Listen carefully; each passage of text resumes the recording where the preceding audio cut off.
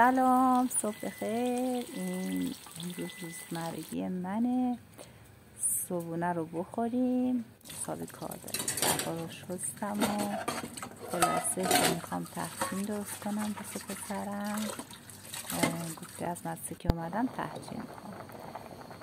برنج رو میذارم میپزه، بعد آب کشش میکنم توی ظرف جداگونه. تخم مرغ و ماست و زعفرون و نمک و گلاب و حالا هرچی که به سانسی که دوست داشتید بهش اضافه میکنیم، کم میکنیم و بعد برنج رو بهش اضافه میکنیم.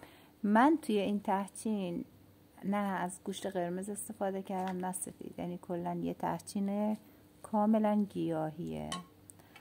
هیچی دیگه تو مایتابه صاف میچینم مواد تحچینمو، بعد میذارمش رو گاز، درش رو میبندم، شعله رو کم میکنم و تمام. بعد از یک ساعت و نیم آماده میشه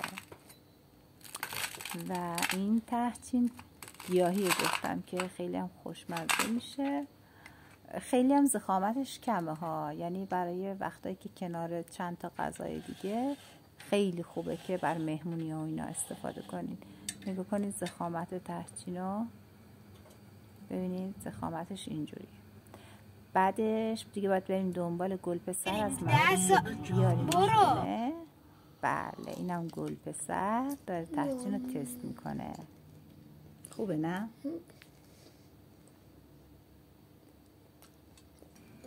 احتیاجی به قاشق چنگال هم نداره. از کثیف کردیم ولی حالا تو خاطرت عزیزه.